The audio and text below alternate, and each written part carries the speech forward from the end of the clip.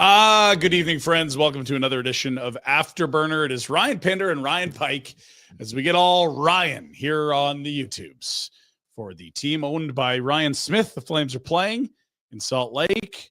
Welcome to Afterburner. Flames, Ryan, still winless in Salt Lake. And they have never won against the Utah Hockey Club in the illustrious 70-something game history of that franchise. Is that many? Yes. Wow. In the season series now 0-3, a dramatic 0-2 record in Salt Lake, 0-1 in Calgary. The good news for the Calgary Flames, didn't allow 5. They did that the last 2 times they played Utah. The bad news is stakes were incredibly high for this game, and this feels like a rather crushing blow, as I'm seeing in the comments. Jack, you can go ahead and collect those and I guess throw them up as you see fit. A reminder, this is a presentation, Afterburner is, of Bet365. Our good pals, make sure you use that code NATION when you get the app. Huge range of markets, never ordinary at Bet365. We'll have some bets on tomorrow's hockey games, look at some lines later on in the program. Also, we're welcoming your super chats. A super chat is very simple. That's the best I can do, Ryan. I'm sorry. I don't have a soundboard because I don't need to play 55 times in a row. By the way, how are you doing? I mean, the thing is, I'm just disappointed we don't have the option. You want to be able to go there if the show calls for it. It's right there. I could plug in. I feel like Dean put you through enough sounds on last night that you might be okay tonight without. Is that fair? Jack, do you have any soundboards at home? No, I got nothing. Yeah, we probably just let's not do that. Yeah, let's not do that today. Don't need 55 times 55. No. I think that was Yasmin last night. Poor thing had to deal with that. I think she's having nightmares now. Yeah, she slept well. I'd be worried about her. That's for sure. Yeah, a lot of Sammy Yanker apparently. Let's get to the hockey game. You had noted after 40 minutes, I believe the scoring chances were 13. The high dangers 13-1. For the Utahs. Does that sound 13 correct? Or 14-1, yeah. That's yeah. And that very much matched up with the eye test that I put myself through, which was to say the Flames are getting shots. I'm just trying to think of one really difficult save that Karel Vejmelka or Carmel Ventimoka had to make on this evening. And I really, racking my brain through 40 minutes, couldn't come up with a whoa save from Vejmelka. We're at the other end. I think about multiple breakaways and chances that Dustin Wolf stopped. Not to suggest he was a superstar tonight, but again, second game in a row for Wolf. He allows 2 goals to regulation. His team loses. That's not really on him in my mind. If you can't get to 3, come on now. And again, that's not surprising for this team. Yeah, I mean, it's also, second half of back-to-back. Yes. They 3rd and 4. They looked like a group that really emptied the tank in that third period against Colorado. I mean, they're in a situation where they have to win every game to have a snowball's chance of keeping things alive for a little bit longer. Yeah. And it seemed like they just, they're let's call it a spade. Utah, if you look at the roster, average age is a bit younger. They've got some, if you look up and down the roster, end skill. They got some guys there that have some finesse. They got some, Dylan Gunther, Logan Cooley, and so on. Like they have a lot of good young. Keller's got a bunch of points this year. Yeah, but they're a group that is their defensive structure great? Not especially, but they can outscore their mistakes. Yep. The Flames are not a group that can outscore their mistakes, so they have to rely on defensive structure.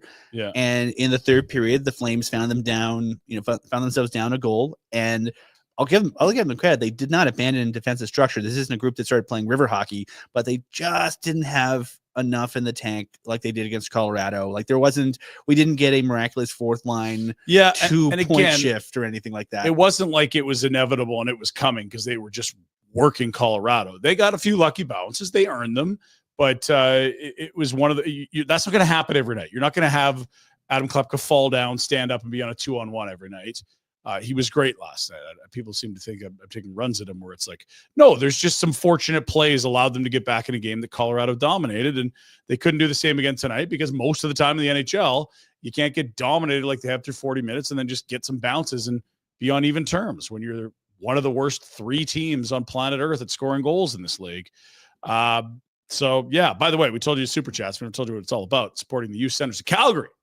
You know that, Ryan, because you've worked on the show once or twice. Many times. It's a place where kids are welcomed as they are after school. It's a warm meal, time with a book, friends, sports, instrument, whatever it is. Keeps them away from the chronic stress that can be the reality for many of their lives, and allows them a chance to flourish through connection and fun. We like fun. We like fun around here. We got a super chat already. Let's super chat already. Let's get it. Yeah, let's get the supers. Can we stop pretending it's over? Yeah, I said that on Monday morning. Then they went and won in Denver, which it's still over, but you probably hurt yourself by a draft slot or two. So don't you remember that Ice-T commercial from the 90s with the claymation Rocky Balboa? It ain't over till it's over. So you got to give the Flames, in this metaphor, a brisk Ice-T to see if they can use it to win the remaining 8 games. I'll say this. They have about the same chances as claymation Sylvester Stallone does at winning an actual prize fight against humans. So it's a good metaphor then. It holds water. It works well. Yeah. I don't think it went the way you wanted it to, but I think it does work. Look, we'll throw the standings up, Jack, now. I think we zipped those over. St. Louis tied it late and then won it in overtime. Cam Fowler, the winner, filthy move in overtime, also set up the game tying goal. Let's just look at the math here. You've got 8 games left, friends. You are 6 back of Minnesota with a game in hand. Okay, so let's say you win that game in hand. You can shrink that number to 4. You actually play Minnesota, so you hold some of your own fate there. Let's say you get it down to 2. But still, I mean, it just feels really, really tough. Like everything's going to have to go right. And if you watch this team over the last week, okay, last night they got some bounces. They sure didn't in Edmonton where, you played well enough for 2 points. You sure didn't against Dallas on Thursday where you played well enough for 2 points with some unfortunate goal reversals and, the Casey DeSmith career game seemingly. But it's just there isn't room for, we outplayed them, but we didn't get bounces because you're that much farther behind. They're now closer to Minnesota than they are St. Louis, as you see here, even though Minnesota's got a game in hand. I believe our elimination number down to 4.5 for Minnesota. Yeah. 4.5 for St. Louis, 5 for Minnesota. And for folks who are curious, so when we say elimination number, thank you. That is wins by those teams, drop it by 1. Right. OT losses by either team, like as in the Flames points in the standings. Yeah. If the Flames don't get a full win, if they just get a point, it drops by 0.5. If St. Louis had just gotten a point today, it drops that point by 0.5 and so on and so forth. So we're talking about basically just wins by other wins and losses. So it's 4.5 on St. Louis and 5 on Minnesota. The Flames hold no tiebreakers, so they have their work cut out for them. And opposite wise, if you're the glass half full, oh golly, there's still a chance. Technically, yes. Their clinching number on St. Louis, which is lower because they have the games in hand, is 10, which means a combination of 10 Flames wins and or St. Louis losses would get the Flames into the playoffs. That said, St. Louis has never lost a game in the history of the world. It seems that way. 10 in a row now. And like you're also talking about how it's 10 and combined the Flames have 8 games left and St. Louis has 6. So it's a combination of 10 outcomes out of 14 possible games. Right. Is it feasible? I guess mathematically so. Is it probable, especially considering St. Louis has lost twice in regulation since 4 Nations. Yeah. So it ain't over, but the fat lady's starting to warm up her voice.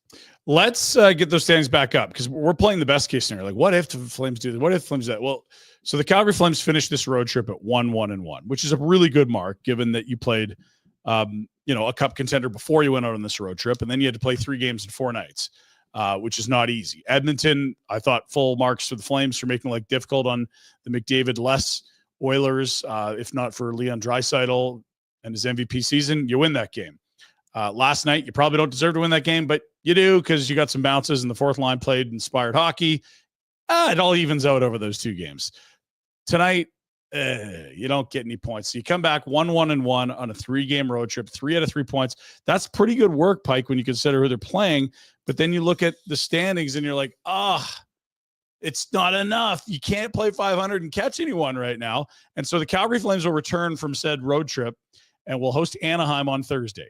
If somehow, some way, the Ducks shock them, like they've shocked a lot of teams in the last few weeks, and meanwhile, the Minnesota Wild win their next game, I mean, you can talk about, well, what if things go to the Flames? Well, Minnesota wins and Calgary loses.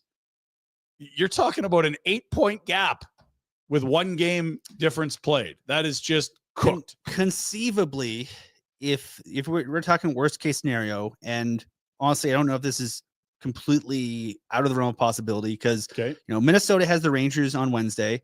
The Rangers have been kind of all over the place, so you don't know what you're going to get. That could be a Minnesota road win, especially as they get healthy. Ducks and Flames on Thursday. That could be, the tank is empty kind of game for the Flames, or it could be a miraculous win. We don't really know. Yeah, we don't know what it is. It could be low scoring, it could be high scoring. I know the Ducks are a tricky foe right now. Yeah, they've surprised some teams that have and then had them. Many goes to Long Island on Friday. Flames host Vegas on Saturday, and the Flames historically are tough in Vegas. Yeah. And then Dallas and Minnesota on Sunday. So conceivably, if your team tank, the Flames could be mathematically eliminated by the end of the weekend. And that would leave 4 games on the schedule, the 3-game homestand that was supposed to wrap the season, plus the 1 road trip game, which is the postponed wildfire game in Los Angeles. And look, I mean, the way that the season's gone, we keep saying, oh, there'll be clarity as time passes. There'll be clarity. Here we are with 8 games left, and it's like, are they dead or not? We don't have clarity. While we're talking about the schedule, let's get into it. It is the road ahead. We do that for Platinum Mitsubishi, Calgary's #1 destination for the upgraded 2025 Outlander, the refreshed. That's hard for me to say. Refreshed. I haven't even had like 16 beers. I just can't say it. Refreshed flagship 7-seat vehicle from Mitsubishi Motors. The refreshed flagship. There you go.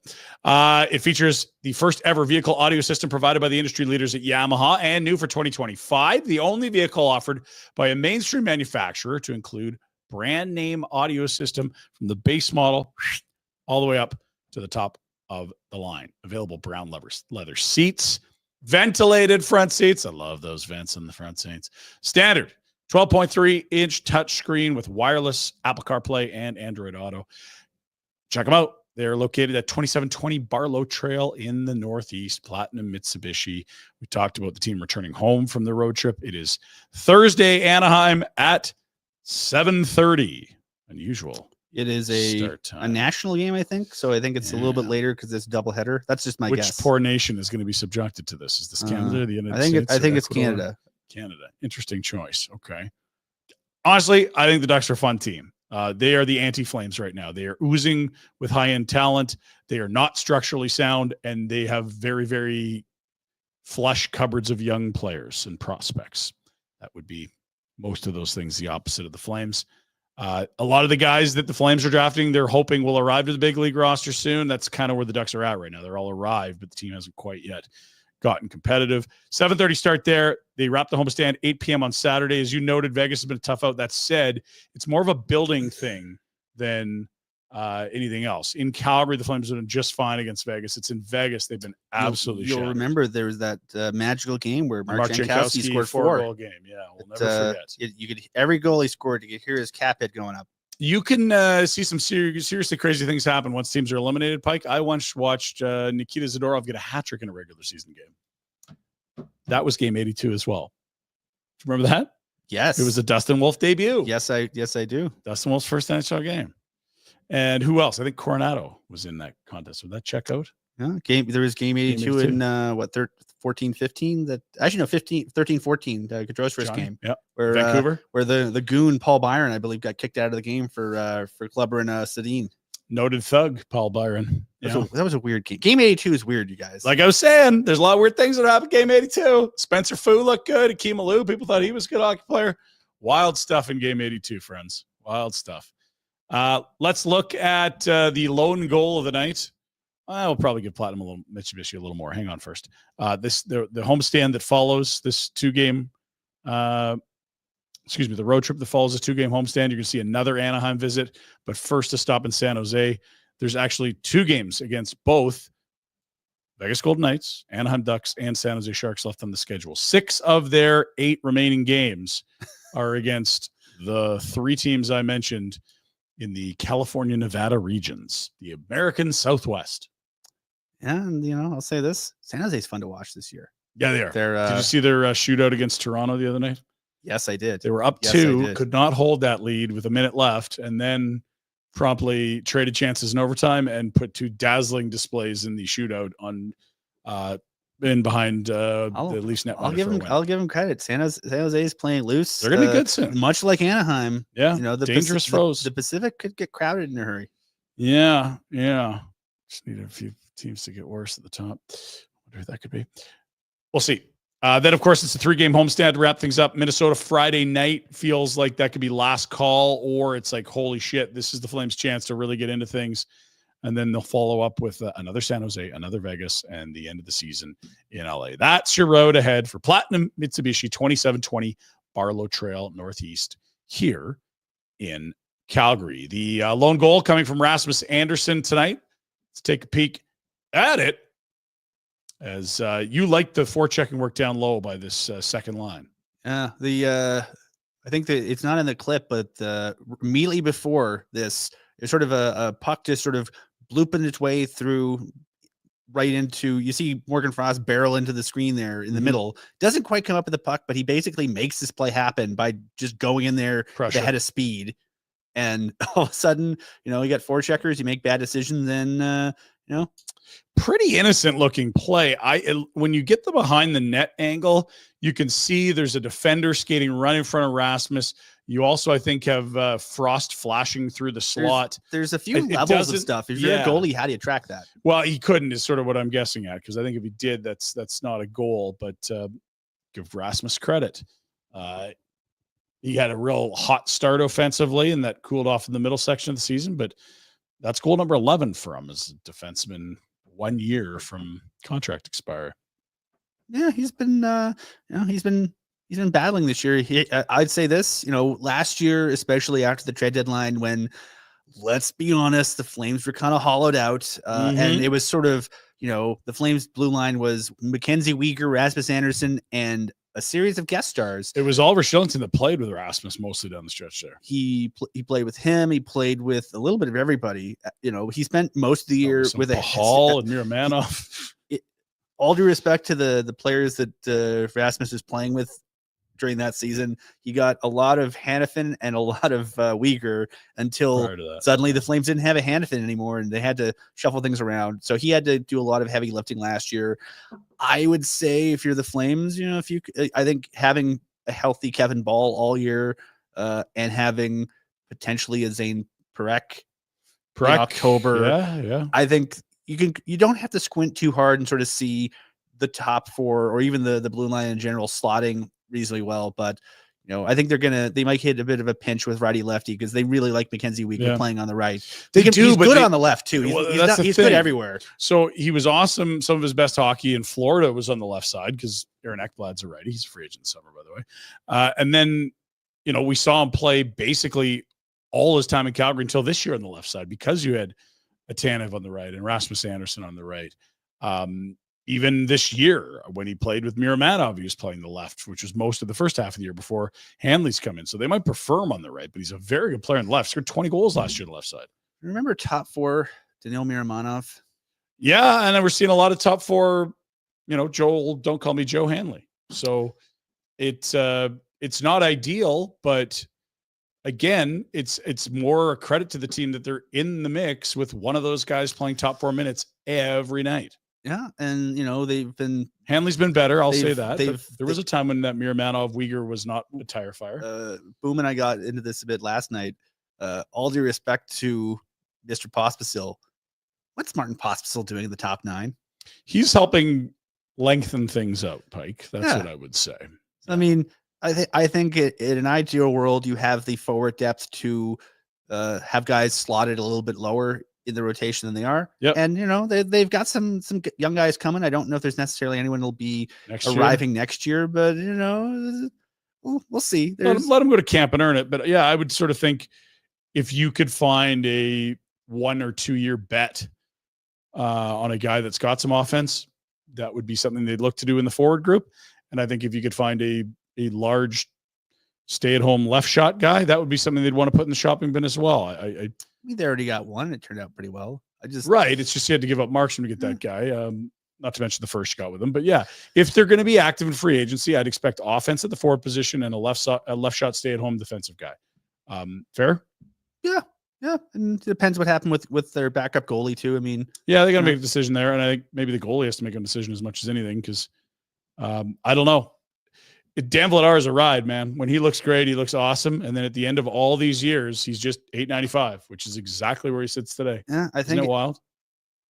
If he's your insurance policy, he's a hell of an insurance policy. If he's the thing you're banking on, you're in trouble. Yeah, but yeah, I think when he was also outside of the year and a half he spent battling a hip injury, which sounds like it sucks.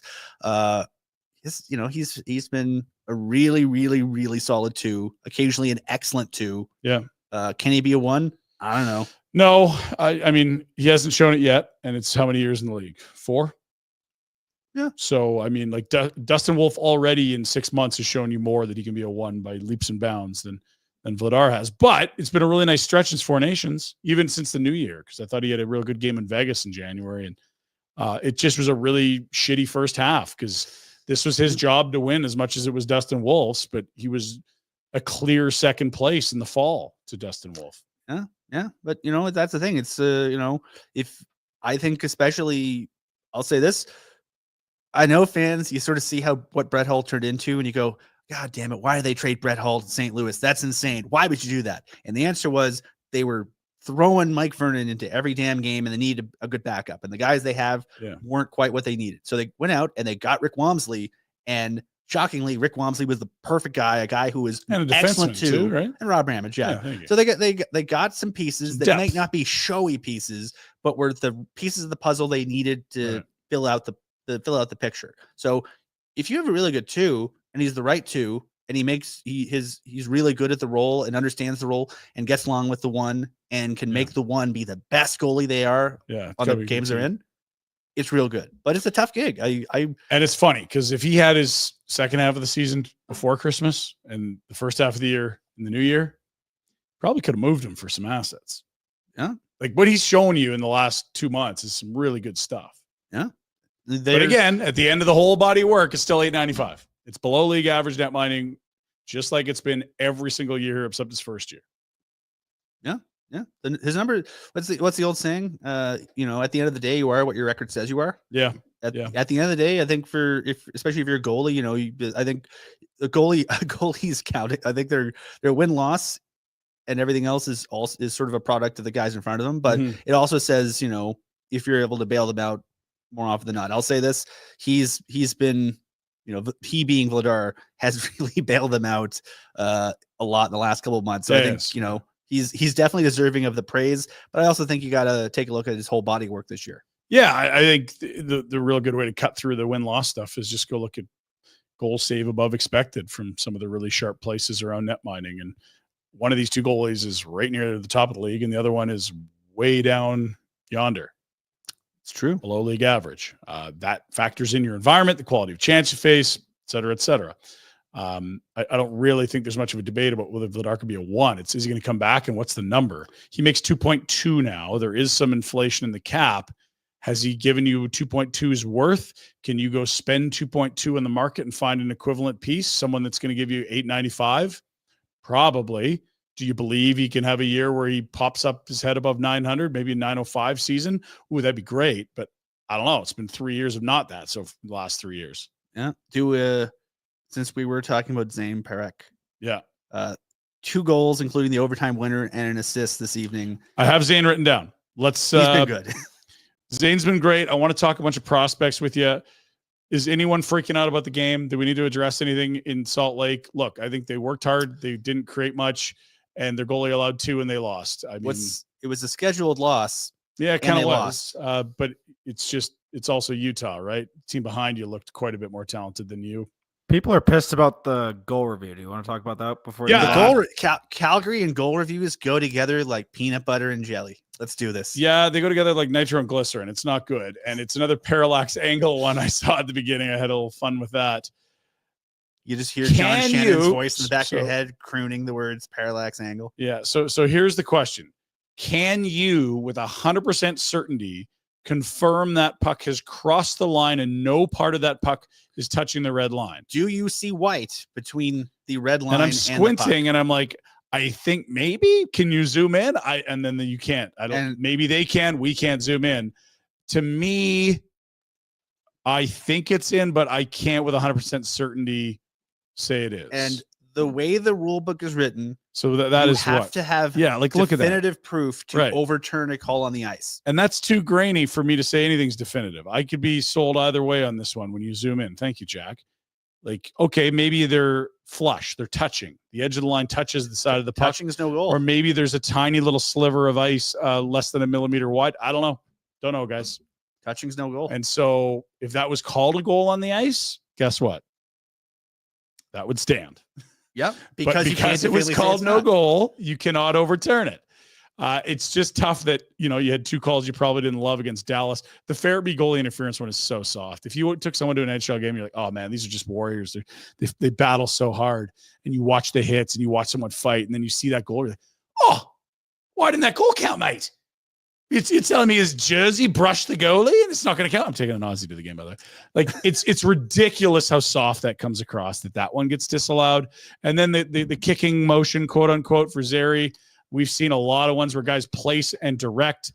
I don't know that he doesn't place it out there and try to direct it. I like the Western League goal, the rule. Where it's Put an ice. Yeah. If the idea, so folks, the whole thing with the distinct kicking motion and the skates and pucks is basically they don't want people with knife shoes Up at kicking people's at necks. goalies. Yeah. Like Clint Malarchuk nearly died because of a weird miracle play. he didn't die. Yeah, read his book, but have Dark. something uplifting to read afterwards. Yeah. So they don't want people kicking anywhere near the blue paint. So the way the Western League changed it was essentially just, okay, we don't care about distinct kicking motion. No. If your skate makes contact with the puck in the blue paint, it's no goal. If they make contact outside the blue paint, it's a goal. And so it's a lot more cut and dry. That's interesting. Yeah. And Because it's the interpretation that kills you, right? Like a clear leg swing we saw the other day, but it went off the shin pad, not the skate. And you're like, oh, well, it's a kick motion, but it's not off the skate. So it's a good goal. Like there's just so much nuance, interpretation, gray area. And we've just frankly seen calls that totally contradict each other. The no goal call on Blake Coleman in Game 5 of the Battle of Alberta in 2022, we've seen called a good goal many times over. Someone stopping, not kicking, directing a puck in.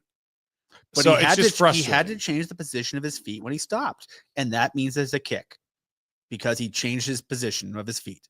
It doesn't mean it's a kick. It definitely means his feet were moving. But is that a kicking motion? I mean, this is the problem. There's so much to interpret. Right? There's a motion. Right. If you want the puck to go in off your skates, you need to be completely stationary, or do it like Pospisl did that one game where it went off his pants. Daryl's got some comments here. Throw Daryl's last two in there if you don't mind. So, why did he put his skate there to try to direct it in? Yeah, of course, correct. But as long as it's not a kicking motion, that's a good goal. You can literally direct the puck in with your skate at an angle as long as it's not a kicking motion. We've seen good goals on power plays by guys just parking themselves at the blue angle paint, your being skate. like, banking it off me, guys. And look, I'm not saying the rule makes sense. I think it's a shitty rule. I think like the Western League is one way to do it. My proposition is if your skate's on the ice, do whatever you want. If your skate is in contact with the ice, we're not worried about the knives on the feet getting up near people's necks. And yeah, we can stop pretending that, that was an accidental one. I was just stopped. Like, of course they're going to try directing with their feet. They're just trying to do it without a kicking motion because that's what disqualifies you. It's not coming in off your feet where it's no goal. It's if you're kicking your leg. Remember that game where in the playoffs, like maybe 10 years ago, where Andrew Shaw just sort of headbutted the puck into the net and they said no goal because you can't propel it in with anything other than your stick. I think that was dumb. That's a skill play. That should have been a goal. Pele, I like that. It's good stuff there. Yeah. I don't know. I think I would say I think there's a balance to be struck between scoring more goals and player safety and having a rule book that is less open to interpretation. Yeah, because I'm with you on that. I think There's so much interpretation. especially bless their hearts. The NHL, I think we've got an audience of friendly folks listening to this broadcast and watching this. You guys all love hockey. You love hockey despite its flaws, but there's room to improve. Less popular than it probably should be. And I think some of the rulesy stuff could be less obtuse in a way to make the game a bit more accessible. If you're watching a game with your Aussie friends and they go, wait, what the hell just happened? Mm-hmm. you shouldn't watch the game and come away more confused than you started. Agreed. Okay, so that was a nice little tangent there. Anything else, Jack, for comments on the game? Because I want to close that before we talk Flames prospect. There's a bunch of news going on. We're kind of awaiting a signing announcement. Whether it's going to happen or not, I don't know. We've got lots of players in the Flames ranks in the NCAA and CHL playoffs. Certainly the CHL playoffs a lot. One left in the NCAA playoffs, and another guy that could switch teams pretty quick in the NCAA. I want to mention. I mean, I think he's probably going to change teams, but any game comments, Jacko? You want to throw in? No, just some questions. We'll get them at the end. Okay, we'll get them at the end. Fair enough. Flames prospects. Let's get to it. We'll start with the most current and relevant. It would be Zayne Perek in Saginaw, the defending Memorial Cup champions in round one of their OHL series. 30 goal, 107 points, Zayne Perek. Record-setting Zayne Perek. That is correct, who somehow was available at 9. Redrafts are going to be fun from this class. There's a lot of guys playing some really good hockey. It's not just Zayne. It's an exceptional crop. Interestingly, the year before was supposed to be this out of this world class, and I've kind of been more impressed with this last class, which is wild. I mean, let's not lose. Our pal Byron Bader mentioned he put the Flames draft class up with the 2009 Colorado draft class in terms of how good very good value. A lot of good point per game players and such. Let's get back to Perek. Who's he playing? Where are they at? What's the context of tonight's game? They're currently playing against the Erie Otters in the first round. Saginaw. This has been a weird series. The Erie Otters. Saginaw has home ice. They lost the first 2 games at home, and then they were on the verge of going down 3-rip against Saginaw or against Erie in the series until this happened. Great separation. Up it'll go for Kluche. Pass over left wing side. They score. Zayne Perek with the equalizer. And we've got a 1-1 game with 6:37 to go in the second period. So it's midway through the contest. That makes it 1-1. Perek's got this whippy kind of shot where he almost flings the puck. You watch him shoot it. It's quite interesting. And then this is overtime. And that's the 2-2 goal. Sorry, 2-2. Thank you. And now Perek in overtime curtains start the bus. So game 4 with a chance to tie the series Thursday in Erie. This so far it's been a series where the road team has won every game, and Saginaw is hoping that that trend continues. But it's I know folks are excited to hear about Zayne Perek, and rightfully so, because he's really, really good. What are the rules? You're our CBA expert surrounding Perek being recalled by the Flames. He's already signed. We know that. So you can recall him once his season's over. Yeah. That he would have to play more than 10 games for that to affect his 10. He would need to play 10 or more to burn a year off his contract. And I think I saw that in the questions. Yeah. And playoffs would not count. Playoffs would count towards Sam Bennett was 10 with the playoffs. Thank you. Oh, you're right. Yeah, he played 81 and 82. Yeah. And then enough playoff games that they burned the first year. Thank you. Okay, so appreciate that clarity. I know that was a question that someone had thrown in earlier. So Perek down 2-1 in his series. Idar Suniev's season ended on the weekend. Well, his college season ended. Thank you. Important stipulation. I would suggest he's got more hockey in his future, but the place he could do it would be in Calgary with either the Wranglers or the Flames, and we haven't heard a signing announcement yet. It's already Tuesday night. Are you doing a little palms to the ceiling, or are you doing the no? Everything's fine. I thought this would be done by now. Well, I'll say this, folks. If you've watched a lot of IIHF international games, and the standard officiating is, how do we say? I don't want to say soft, but I'm going to say soft. It's way softer than the NHL. Things get called in some the tournaments. World Juniors, it was idiotic. Yeah. So Idar Suniev was the overtime hero in the regional semifinal game. Yeah. He had 2 goals in that game. Sent them to the OT winner that eliminated Minnesota. And in the regional final, he got kicked out for I believe it was called a checking from behind major penalty. And charitably, I was not officiating in that game. When I had the benefit of hindsight and video replay, I did not think it was it was a boarding penalty. You can call it a shitty call, Ryan. No, yeah, it wasn't a good. It's a tough job to be an official, so I don't want to bag on them too much. But it wasn't a very good penalty, and then his team lost. So yeah, I would suggest that, let's say hypothetically you are the Flames and you're going, hey buddy, want to come out? Maybe considering the nature of the loss, kind of a heartbreaking loss where you're sort of a spectator for far more than you would like of it. Maybe give him a couple of days just to clear his head before you start, saying, hey, do you like school or you like hockey? So I don't know. Well, we know he likes his hockey. I think loves there's hockey. probably lots to get through. And you had noted some things like where, look, things in college are changing dramatically. Guys are starting to make money playing in college with NIL stuff. And it's not necessarily everyone. Hockey is just new to money arriving, where I think we've seen it in football and basketball a little longer. Yeah. But I think these decisions are becoming more complicated because it's not a simple, physics textbook, play hockey. It's like, no, I could also stay and get another year free education and maybe make some money. Yeah. And now there's a transfer portal and there's a lot of dynamics, and that affects negotiations. That's like, say, okay, like, do you want to get an education? Maybe you stay in school an extra year. That way you get most of your credits, and then you can do summer school like Johnny did to get your degree. Sure. Or you can, maybe you're like, oh, I want to win. Well, the Bruins just signed Suniev center. So, okay, maybe the team will be a little bit less good next year. But you also have the transfer portal, so maybe you're going to get some good players. So maybe the team will be a little bit better, but I don't think you're getting a lot of guys in the transfer portal better than the guys you might be losing. So there's a lot in play, and there's the idea of, okay, if you sign, do you want to burn the first year and report to Calgary? You might not get in any games because the Flames are, until they're mathematically eliminated, I think operating under the play your best possible lineup until you're out, and then maybe it turns into development mode.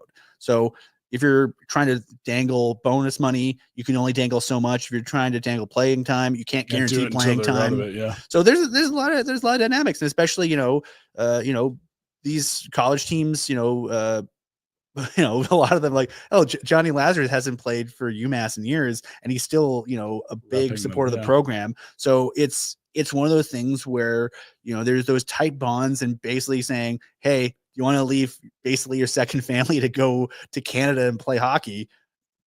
But he's a guy that literally has left his home country for hockey and changed countries a couple times. So he's definitely motivated. He's here for the hockey. Yeah, he's definitely motivated. So I think Suniev is something to keep an eye on. I would say in a couple weeks, maybe keep an eye on Arseny Sergeyev of Penn State. Penn State, for you guys you don't Frozen know. Four. So how in the National Hockey League, St. Louis was considered not great this year until they flipped a switch and just went nuts. Right. The Flames have a goaltender for Penn State who came back from an injury that he suffered in mid-November, came back after Christmas, and he's won, I think, 11 of 13. Jeez. He's been perhaps the reason why Penn State is making their first appearance in the Frozen Four of the program's history. He made 42 saves in a double overtime win. He's been actually, I think it was a single overtime win, but either way, he's been fantastic. And so they're playing Boston University next Thursday. I think it's the 10th or the 9th or something. I think it's the 9th. The next, not tomorrow. Yeah, I think it's whatever the date it is, the 10th. So it's at the point now where as soon as Penn State loses, their season is done. And I imagine the Flames will be asking him, hey, you want to come up? Yeah. I was going to read some text about people that got some viewings of him in the tournament. He's been very good. A little nervous at the start of overtime, but then just nails apparently. And that's an upset story. You take up Minnesota and then this whole tournament, man, whole NCAA tournament, like the regional brackets were basically, you could hear people crumpling up their brackets and throwing them in the trash. The 24 people that did Frozen Four brackets, because this has been a chaotic tournament, but like it's been the fun kind of chaos. And if you're someone, who loves chaos like we do, seeing Penn State, and especially, the Flames haven't had, I think the last few years they've had a bit more luck with the college ranks. I mean, Matt Coronado has turned into a very good NHLer very quickly. Yeah. But if you're optimistic about Suniev and optimistic about their goaltending for Sergeyev, they got some guys coming up. Okay, quickly while we're on the college topic, tell us about Trevor Hoskins, who was a later pick from the Flames this past summer, but has had a sensational freshman season. Yeah, so he was drafted. I believe he was the second year eligible in the draft, maybe third year eligible in the draft. But he was from the OJHL. Played with the Coburg Cougars, where I think he's the second or third most successful person from Coburg after Chris Johnson, and maybe a couple other people. Yeah. But he's been. The question was, after a insanely good OJHL season, could he translate it to college? So he went to Niagara University, which is in the Atlantic Hockey America Conference, which, all due respect, there's a couple conferences that are sort of lower in the totem pole. One of them. And, he was flat out excellent this year. He was the rookie of the year. He was on their second all-star team, I believe, at 39 points. He led all NCAA freshmen in points.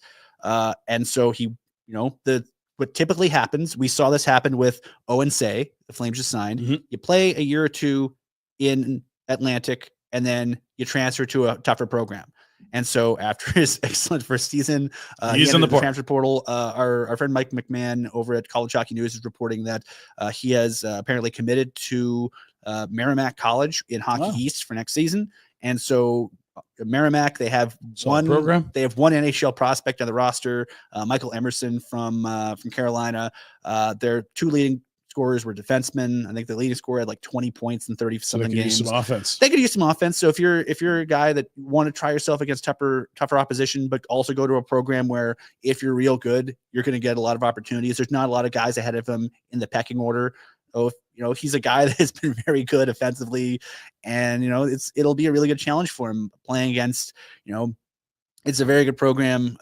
Very good conference. SUNY, UMass are in that division. Boston College, Boston University. Schools, yeah. There's a lot of really good schools in that conference, so it's a really good chance for them to, get a bit more developmental reps for him. So he's someone I think the Flames got in the fourth round, and he's very quietly one of their great success stories in the draft. Real quick, just because the comments are on topic, are the Flames signing Carter King, Pike? There's been a lot of buzz connecting. Calgary kid, Carter King, yes, from Denver. I believe Frank Seravalli linked the Flames to Carter King. Carter King was at Dev Camp, I believe. I don't think it's a stretch to say that they like him. DU's still alive is the note. DU is still alive. And so they cannot sign him until the season's over. So as long as he and Sergeyev are alive, they can't be signed, or they're not eligible to play. I think the Flames would be amongst many suitors for him. The challenge is there's no best kept secrets in the college ranks. So it's just a matter of, if players think that there's a pathway to the NHL there. I had heard that the Flames were maybe flirting the hardest, and that there wasn't a ton of interest elsewhere. He's not a mega stud, but there's some nice pieces to his game. I believe he's a center that wins a bunch of draws. Yeah, he's someone not huge, not a huge human. Yeah, but I mean, if you look at the Wranglers, I mean, Sam Morton's turned into a really good AHL forward, and I think at some point he'll get NHL looks. But if you're the Flames, the center position is arguably the organization's weak spot now. So, if you can, try to bring in centers. And if you're the sales pitch for a lot of these guys is, ice time, baby. Do you think you're better than the AHL centers we have? Because if you do, come and prove it, and we'll give you NHL reps. So sure. That does it for the college update for you. We also got a little Zayne P in there as well. Do you want a beer? Do you want to grab beer? I'm okay. You want to grab beer? I'm okay right now. You sure? Yeah. I got a beer. Got a beer right there. I think you're going to grab beer. I'm going to show you a beer. It's our origin malting and brewing. Pike, can you grab me a beer? You want me to grab? God damn it. Which one? Just grab me a Barn Burner Blonde. I think we have some Afterburner Pale Ales, but they're hiding in the back now, staying nice and cold. These are delicious little babies. They're very cold back. Jack, you'll be happy to hear this. At the Highlander liquor store, just across Kitty Corner, where you always get your energy drinks at that convenience store there, just down the strip mall. Brought in the Barn Burner Blondes. So shout out to Highlander. That's one of our local liquor stores here in Marloop for bringing in the good stuff. And we're gonna have to give them a little salute. Pike, just talk amongst yourself. Talk amongst myself. I'm just glad we have multiple beers, man. We have multiple beers. Pinder, how does that taste? Oh God, it's amazing. Jackie, are you jealous over there? Here, how you doing, Jackie? I might go crack a beer, I'll be honest. Yeah. Okay. All right. Very good. Our friends at Origin are awesome. If you don't know the story, they're fifth generation farmers from Strathmore. They happen to grow incredible barley, which happens to make incredible malt, which happens to so good when you touch your lips. Makes incredible beer, right? It just all makes sense. It's completely vertically integrated, which is a nerdy way of saying farm to glass. One of the only places in North America that does this. Incredibly rare in Canada. Grow the barley, make the malt, make the beer, have a tap room. Pretty cool stuff. Tap room in Strathmore is pretty legendary, and they've even got some space in Calgary now. We want you to swing by and check it out on weekends. Check the hours when you're up in the Northeast, 943 28th Street Northeast. And you're right, man, Deep. BK Beaufort Liquor is always fully stocked, baby. That's all caps. Did you? Because I was going louder. And you did all caps. I don't know if it's button stuck or, but I just thought I'd just Either way. I think it's appropriate. If you're heading out of the city, always swing in right across from Winsport at BK Beaufort for all of your origin samplings. I know they got the Sutter beer, they got our beers. I think I owe Mandeep a visit. I haven't been there in a while. Yeah, it's I feel bad too. I've got to swing in and say hello. Every time I go in, he's not working though. What the hell is he not all about? Eh? Yeah, I mean, why is Mandy making his parents work? What the hell is this? He needs to take more hours. Get in there. Come on, Deeper. Some BS marketing project you're working on or what? He's a beauty. We love the beer. You should too. Origin, not just the brews that we love here in studio, the Afterburner Pale Ale, the Barnburner Blonde. I'm going to belch. Feel better now. But, you know, some other delicious beers as well. The Mexican lager is a popular one. You'll find the homegrown lager around town. Saw that on tap the other day. Also, the Rockyford Raspberry, delicious in the summer. So good. They've got Goses. They've got all kinds of great stuff. Brown. Very good. Love them. OriginBourbon.ca for more information. Okay. Comments and questions, Jack. I hope I bought you enough time to crack a beer, buddy. I really do. Also, are we allowed to revel in the success of the local junior team, or will Rhett get mad? We absolutely are. What's the deal with Luke Misa? Is he our C answer? C, not like ABC, but like centerman. What are you seeing? What kind of a season did Luke Misa have? Where do you project him as a pro? He's been really good. He's playing on a stacked team in Brampton, but at worst, he's a guy that can play with skilled players. And I still think he's a bit of a driver. The only question I have is, and you'll find this with every damn center who's listed under 6'1". Yeah. Oh no, he's small. Can he do it at the NHL level or the pro level? And the answer is, I don't know. I want to find out. But he's quite good. He has yet to sign an entry level deal, but the Flames got another year after the junior age players. Unless they go to college during the first 2 years after being drafted, you have until June 1st of 2 years after they're drafted. So, which is to say, they have some time and they have some options with Misa. But you know, at the very least, he can score. Does that sort of remind you of Zary a bit, where you're like, I don't know if he's a center or not, but I like him and he's a high IQ player? Yeah, he's a very Misa's brother's an okay player too. So he's that fine. Okay player he's you fine. Have going in the top 3 in your mock drafts? Yeah, 2 or 3 probably. I think it depends how much people like the defenseman. Schaefer. And Hagens has kind of been his draft. He didn't have a great NCAA tournament. He was in their BC's elimination. He was fine. But I think folks expected more. Waving by to Boston College. I think that was Boyum. Pretty good stuff. I like that. All right. Anything else prospecty, Jack? If we're going to stay on topic, but if we don't, that's all right. We'll move. Let me scroll. The Hitmen play Game 4 on Wednesday and can sweep the Saskatoon. Okay, so this is interesting. We walked in. It was a Hitmen lead when we sat down to watch the third period here in studio. Tell us about tonight for the Calgary Hitmen against the Saskatoon Blades in round 1 of the Eastern Conference quarterfinals. 4-1 win. Anders Miller, 20 saves. Goals from Azansky, Howe, Kindle, and Connor Hvidson. Kindle, is he a guy that could go as high as the end of the first round? Is that in range? Someone's going to fall in love with him. I imagine if I'll say this, we talked about the size thing with Misa. Is Kindle big? No, but he's a right shot center who can drive play. And as a young draft eligible player, has just been an insane producer for the Hitmen. Every Western scout in every NHL market will be banging the table to take I need Kendall. Give me Kendall now or I walk. But and Axel Hertig, the Hertig special, secondary assist +2. He was the 6th rounder from Nashville, right? The Nashville draft? Yeah. He was plus 39 in the regular season. He is +2 with 2 assists in the playoffs. I didn't know what to expect when he came over because in Europe it's quite different. You'll see junior age players playing in junior leagues, U20 leagues, and then up to like second division teams, sometimes even on first division teams, and all back to junior, playing all over. They're bouncing around. He's been quite impactful for the Hitmen, better than I thought he'd be. Offensively, he's nothing to write home about, which is to say he's fine, but he's been. They've really, really, really, really liked him. Steadying force, so to speak. He's as advertised. He's big. He plays big. He can play mean. He's played a bit of pro, like third tier pro in Sweden, which, at the very least gives you some idea of sort of how to play against men. But, he's getting there, and, he's an 05, so he has the option of going back as an overager next year. He'd also be an import, but there's also talk about the Western League expanding. Adding an import. Yeah. So typically you don't get a lot of what the kids call 2 spotters eating up one of your finite overager and import spots. Right. But, you get an extra spot, then being a 2-spotter is not too bad. But honestly, with all, like this whole landscape has changed dramatically. We might be nerding out way too hard on this. Some people love it. Other people are like, guys, like I just wanted to talk about why Dan Vladar didn't start tonight. Sorry. More and more kids now have the option of college available than ever before because playing in the CHL does not disqualify you from playing in college.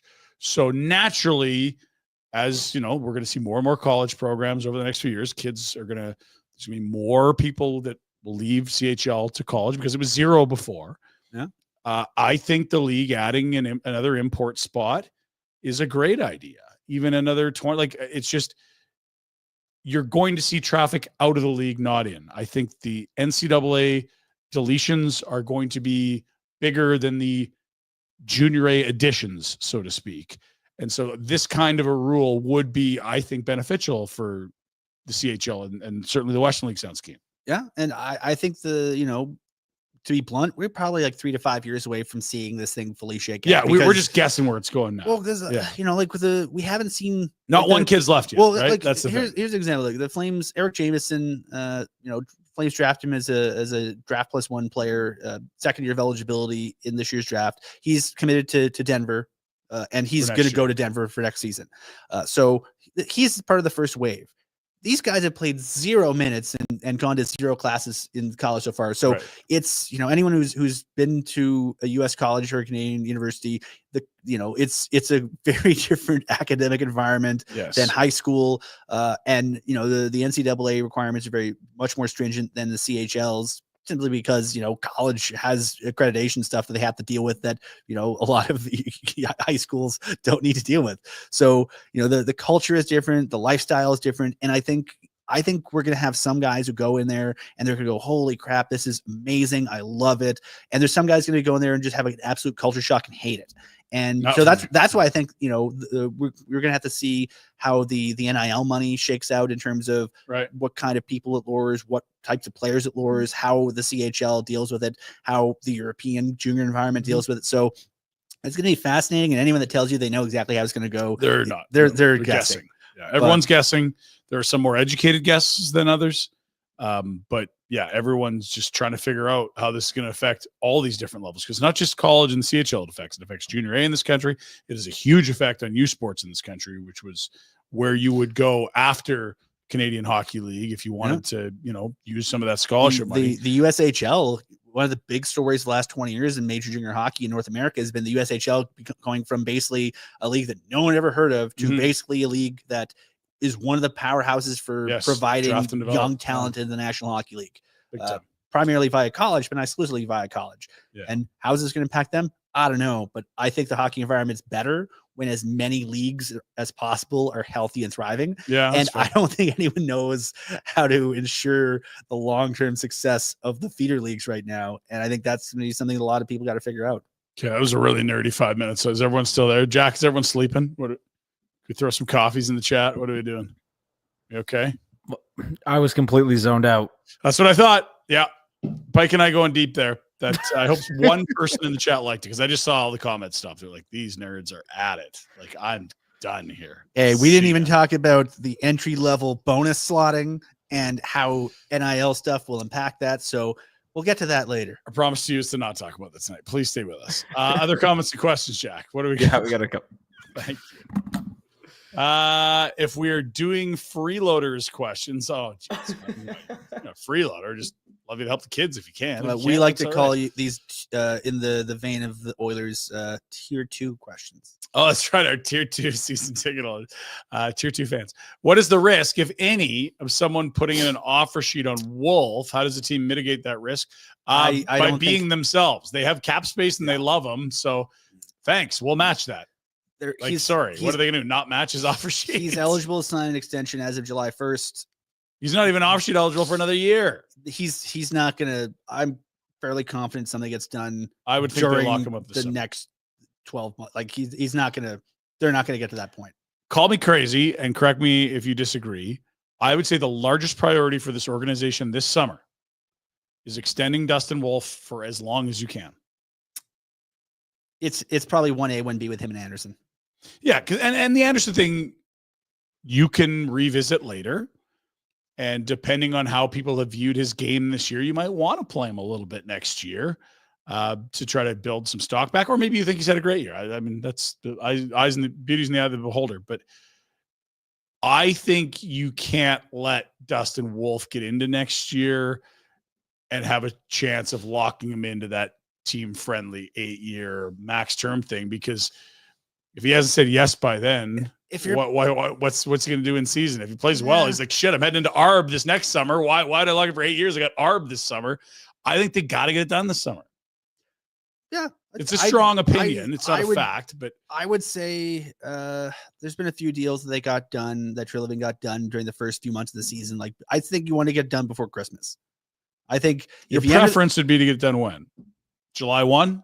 I mean, ideally you announce something during Stampede during the there summer, you go. But I mean, if the idea is like you have those, I think you have those conversations, and you realistically you probably sit down with the agent by probably around draft time and go, these are what we see as the comparable. So this is kind of what we're thinking of, and then they come with their own, say, hey, this is kind of what we're thinking of. You're going to have some names in common. You're going to have some names that are sort of outliers. And then you sit down and hash it out. So I think, I think there's probably an appetite to do something this summer, because that way it's just dealt with. But also, I mean, if you're the player, signing now is your hedge against maybe you have a down year next year. If you're the team, signing now is a hedge against him having a great year next year. So it's the incentives are all there to have something done. But I imagine you probably figure out the shape of something in the off season, and then worst case scenario, when folks come into town in September, maybe you hammer something out or by Christmas. But they're not going to let it get to the point where he can even be offered into a boardroom. I don't think he ever is in a position where they need to give him a qualifying offer. I think it gets done well in advance. I hope so. And again, I would make it top priority. And look, I think very highly of the guy. There have been many naysayers along the way, and we just haven't heard anyone say he's too small for 5 months. Have you noticed that? That's true. Like, that was an everyday thing we'd get in comments on the show. Yeah, but he's too small. He's too short. He gets in the way of the puck pretty well. Yeah, it's kind of the thing that matters. Imagine how good his save percentage would be if he was a little bit bigger. No, I don't want to. I want this guy right here. He's perfect. Give him 8 years. Tell him to write the number down. I don't give a shit. Let's go. You got 9 years of this guy? That's your identity. Next question. What do we got, Jack? I'm rattled tonight. Classic NHL. Our captain is no captain. He's killing us. Classic Backlund crosses the blue line. Horrible shot right at the chest. Every guy's doing. Mandy, he was a razor's edge from scoring the game tying goal? Or would that have been a 2-1? That would have been the game tying goal. It was 1-1. Yeah. So again, the width of a razor, that was the difference between game tying goal Backlund and you slagging him. A little harsh, bud.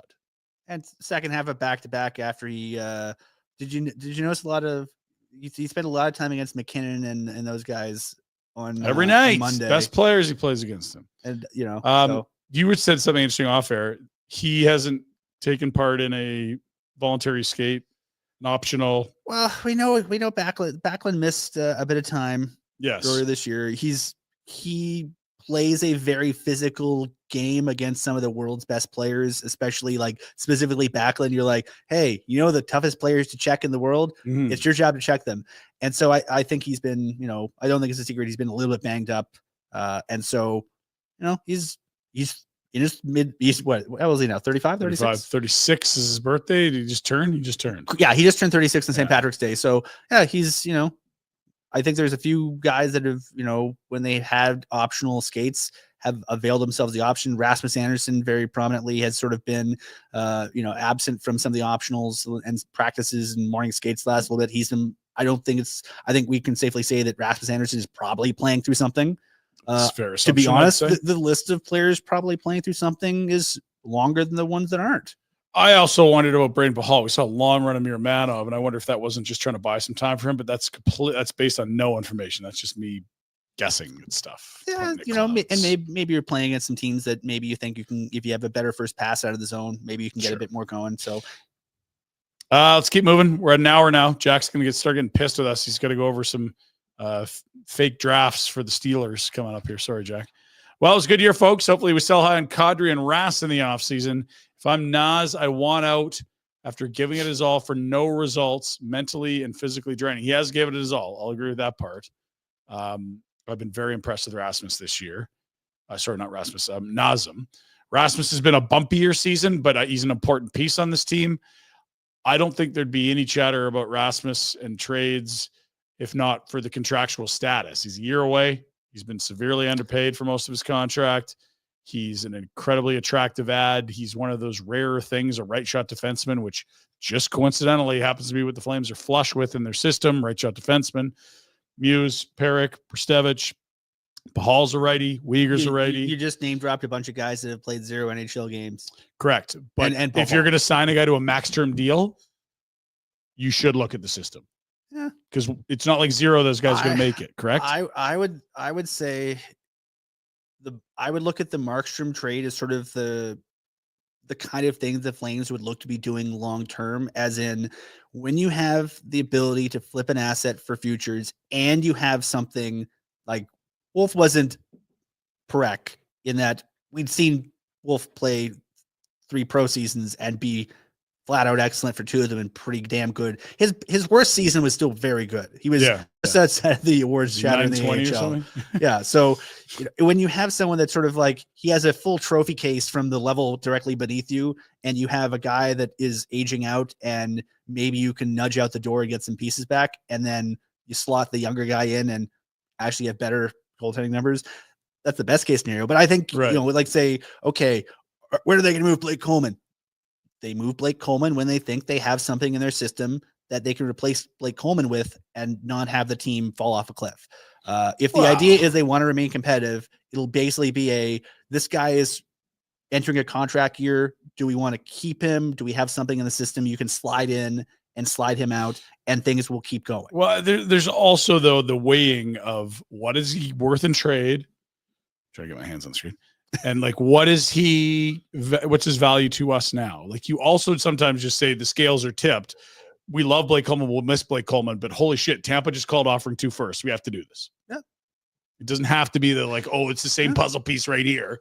But yeah, it helps if there is. Yeah. And I think, you know, there's a lot of things they're balancing. I mean, case in point, like they kept the band together this year after basically, you know, I used the phrase on Daily Faceoff live last year of they were flying a plane and the plane was still somehow staying in the air while they were dismantling it. Yeah, and taking pieces off. Last year was a stressful year, I think, in the room. It was tumultuous. It was stressful. It probably kind of sucked sometimes to be in that room if you're a player. The year before they were miserable. That was the Sutter year where going to work sucked. When you've had a few tough years, I think you do something to keep the room happy, and they kept the room together. And I think Ellie Friedman on 32 Thoughts mentioned that, you know, the fact that the team is happy and they're basically seeing how far this thing can go with this group after dismantling it on the fly the last 2 years.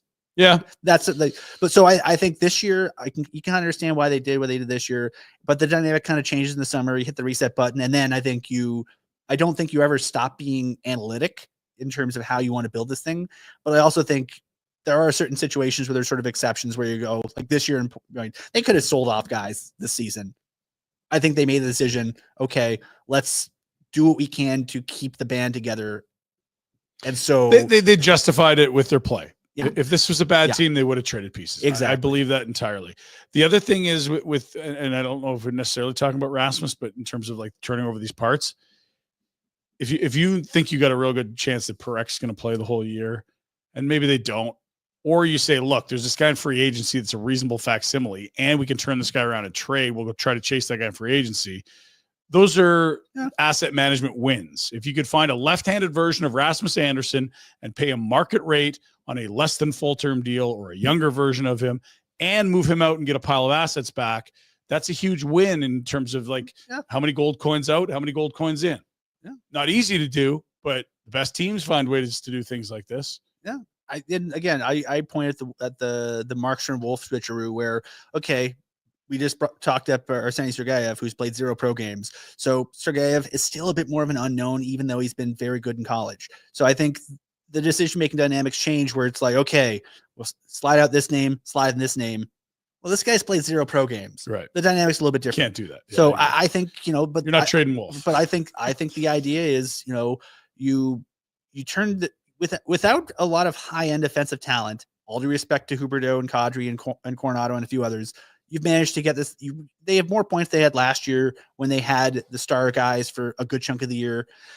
And they're going to finish this year with probably a decent amount more points than they had last year. Yeah. And so, okay, good. And then you go into the offseason going, all right, how is there a way you can nudge this thing a little bit forward and maybe get a little bit younger? I will say this, like the point you make is perfect on Kadri. Until they have someone that can play center ice minutes in the NHL or he asks out, they're not trading him. Yeah.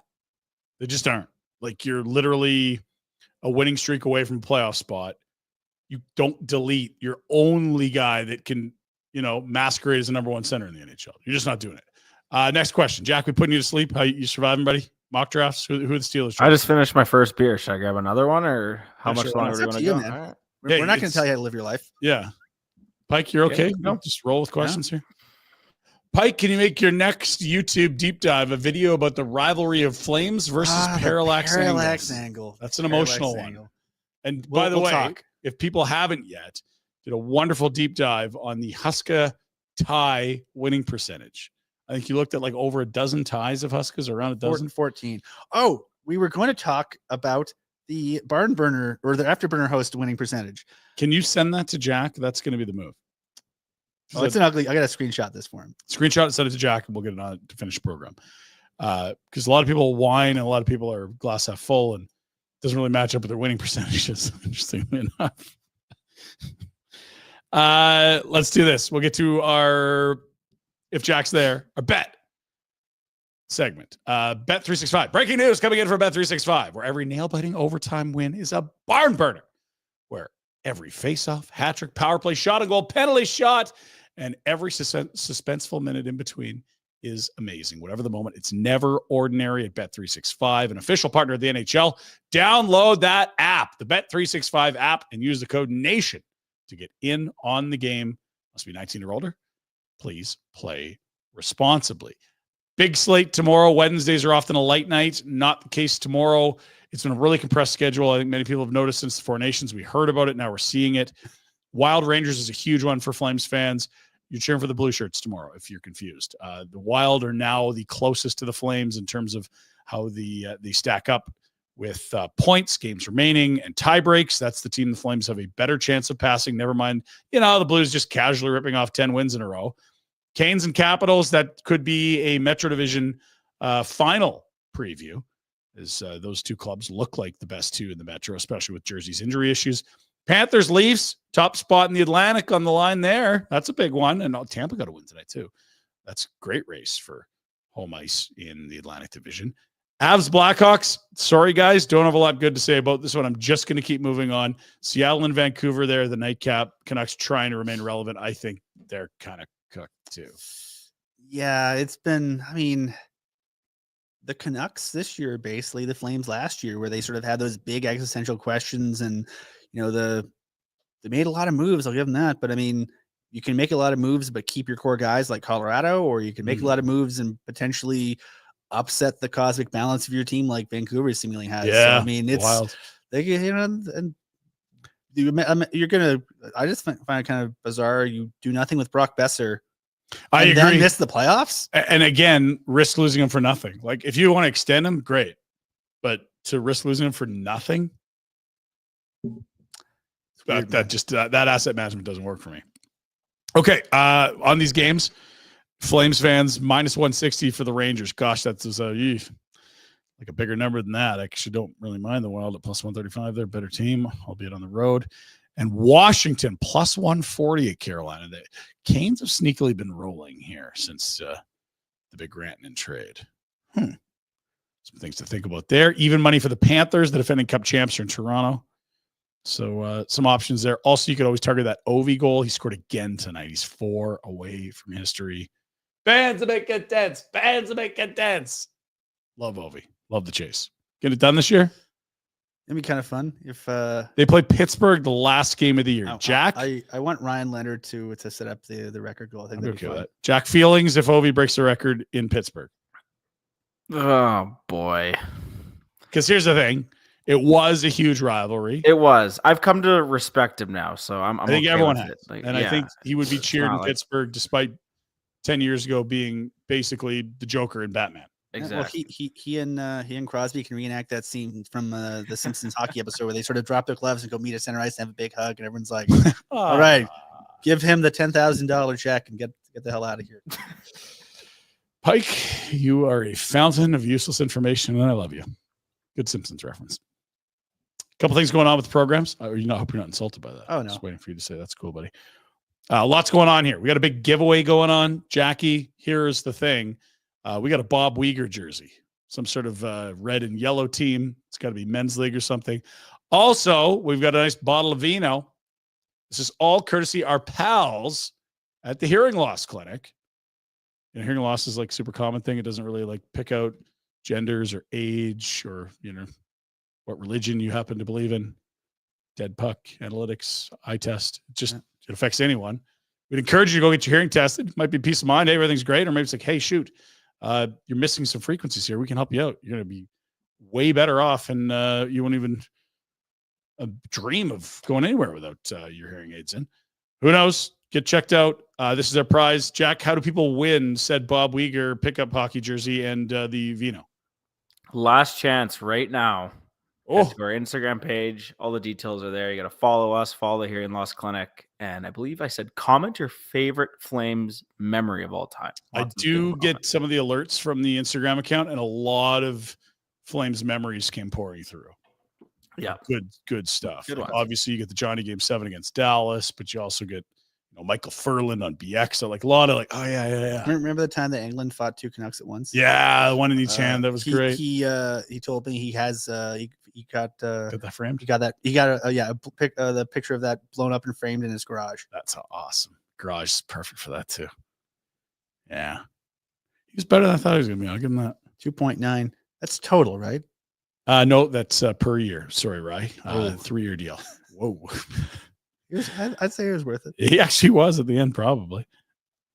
So again, Instagram accounts. Make sure you're following the Hearing Loss Clinic for many of their other contests they do. They're great. We're proud to be partners with them.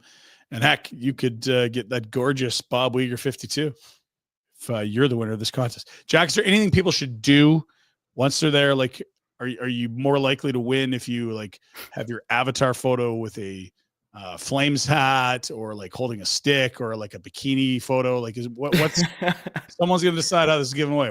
Give people some hacks. The last one I did was completely AI. So I just AI picked the winner. AI picked the winner. Yeah. This time I'm gonna scroll through them in the morning and I'll pick the best memory. Best memory. Love it. And Okay. there could be some bonus points, but we don't need Bonus to. points could be fortunate. So play to your audience, folks. Play to your strengths, folks. Got good teeth. Show us your teeth. Candy brackets up and rolling. I want to remind you to vote there. Have you AI'd an article yet, Jack? Come on, buddy. Let's get her going. We're in the final 4. I don't know what Boomer asked you last night. Your feeling on this? I do need a quick prediction from our semifinal matchups. I'm gonna go cola bottles over Skittles and Sour Patch Kids over Fuzzy Peach. I should clarify. These are your votes, not your predictions, right? There's my votes. Yeah. Okay, very good. Can't wait. We're going to sample some tomorrow, I'm told. Excited about that on the main program. Speaking of the main program, we got a Masters pool coming up. Next week is already Masters week. That is wild, but it is true. 10th of April, let the piano tunes and the dulcet tones of Jim Nance put us to sleep on surprisingly shitty April weather in our fair city. Have we finalized plans for the other stuff we're going in later in the month? We have a very big night on the 17th. Okay, good. Which I'm excited about. We'll have more information on that as well. Thanks so much for being with us. We appreciate all of you. Jack, I assume that's all the comments and super chats. Thanks to all who participated. It'll be a barn burner, regularly slotted showtime tomorrow, which is like what? 14 minutes after 10? 10 something. 10 something every goddamn day. Yeah.